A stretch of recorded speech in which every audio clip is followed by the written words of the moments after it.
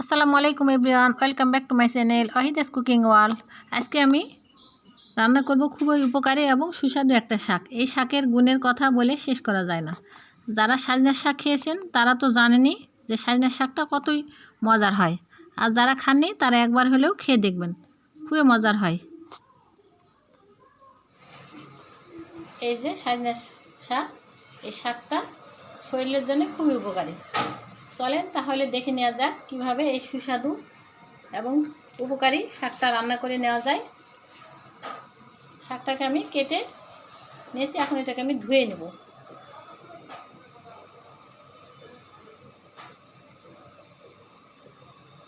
Pan বসিয়ে দিয়েছি, এখন আমি সজনের শাকটা রান্না করে নেব। সজনের শাকটা দিয়ে দিলাম।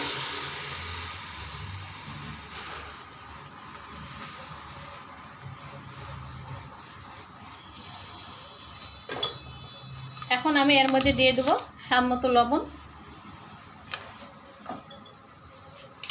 আর দিয়ে দেবো বেকিং সোডা, দিয়ে দেবো 1 চা চামচ। এটা দিলে শাকটা একদম সফট হয়ে যাবে, আঁশ থাকবে না, একদম সফট।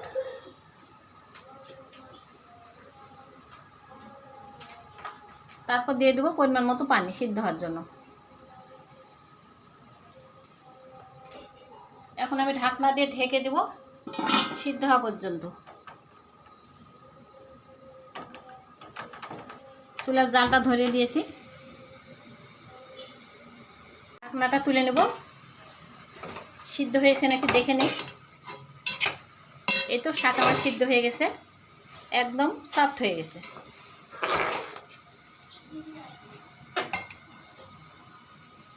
এখন এটাকে আমি নামিয়ে নেব। চুলা বন্ধ করে দিলাম। কড়াই বসিয়ে দিয়েছি, লোহার কড়াই। এখন আমি এটাকে তেলে দেব। দিয়ে দেবো 6-7টা কাঁচামরিচ, রসুন কুচি দিয়ে দেবো বেশি করে, পেঁয়াজও দিয়ে দেবো বেশি করে, একটু বেশি করেই দেবো পেঁয়াজটা। এখন একটু তেল দিয়ে এটাকে আমি ভেজে নেব। হালকা হালকা করে ভেজে নেব।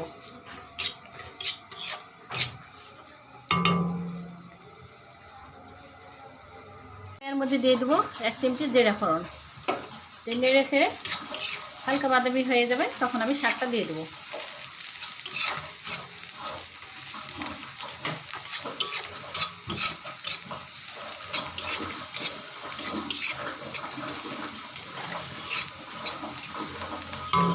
হয়ে গেছে আমার হালকা বাদামি। এখন আমি সিদ্ধ করা শাকটা দিয়ে দিলাম।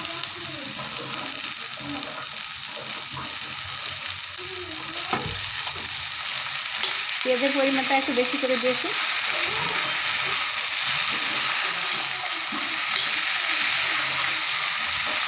এভাবে নেড়ে ছেড়ে শুকনো শুকনো করে নামিয়ে নেব। এই যে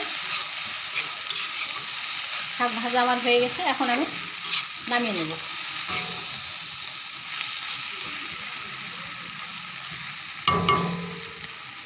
এখন আমি ভাজিটাকে তুলে নেব বাটিতে।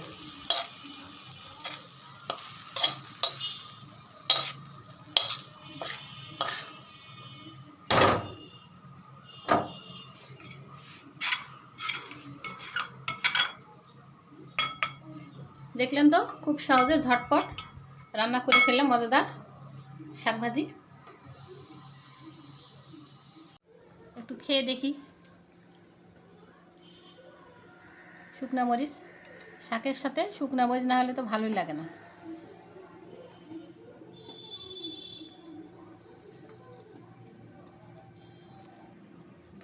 খুবই মজা, উপকারীও। সজনে পাতার উপকারের কথা বলে শেষ করা যাবে না। আপনারা একবার হলেও খেয়ে দেখবেন, এতটাই মজা। তো সকলে সুস্থ থাকবেন, ভালো থাকবেন, শুভকামনা রইল। আমাদের জন্য দোয়া করবেন, আমরাও আপনাদের জন্য দোয়া করব। আজকের মতো এ পর্যন্ত। আসসালামু আলাইকুম।